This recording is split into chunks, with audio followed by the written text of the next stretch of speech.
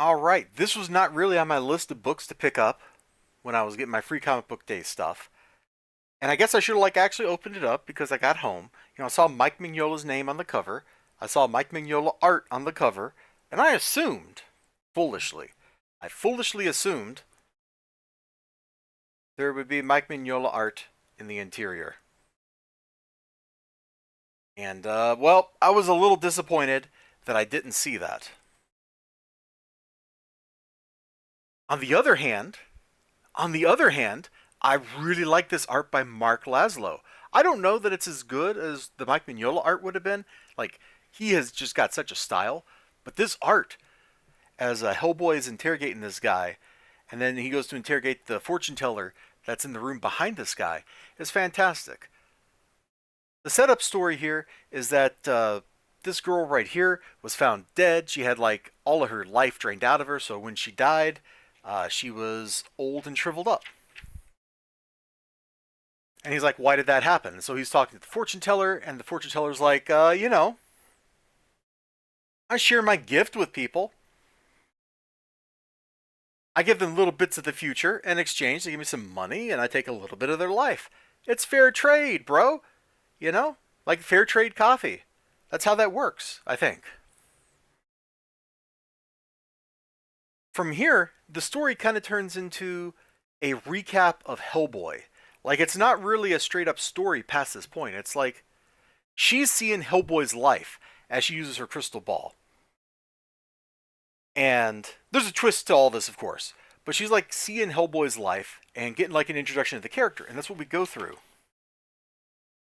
I think it's probably safe to just share some more some more material here. She's shoving the crystal ball on him. And there we go. There's his life. We get a little summary of Hellboy's life experience as seen through her crazy crystal ball.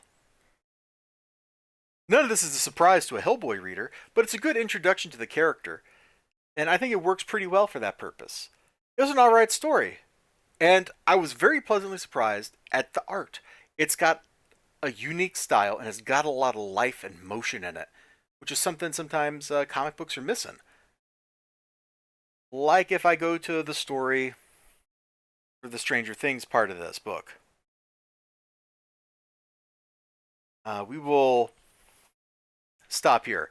So they're out delivering pizzas or something. I don't know. I couldn't really bring myself to care too much.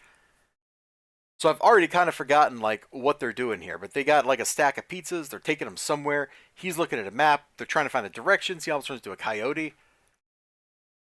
And so the stoner friend, as opposed to teenager who's become a stoner.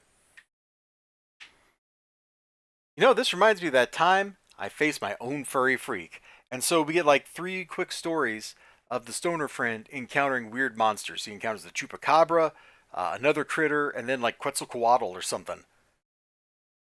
And the whole time I'm reading this, I'm just thinking, this isn't really fun. It's not really charming.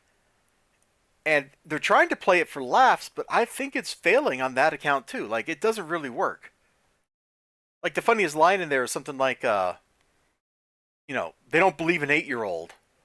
And then the next page is well, I guess they don't believe you at 12 either. As we move into the next story about a ghost that was drinking out of a water fountain.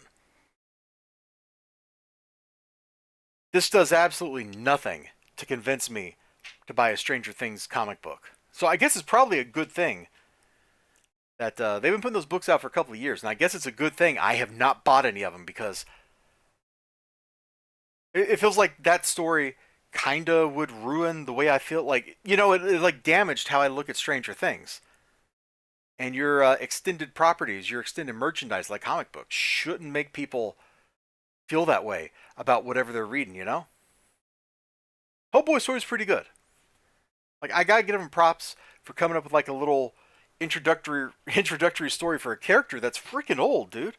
And they also advertise in here a lot of merch and stuff, which is really cool. But here's all the trade paperbacks for Hellboy stuff, or omnibuses, library editions. So those are the heavy duty ones. It's great. Like, what a great place. If you're going to advertise something, advertise right after you've gotten people interested in it. They'll pay attention. Anyway, you all take care of yourselves. This was an alright book. I'm kind of glad I picked it up and flipped through it. You take care, and bye bye.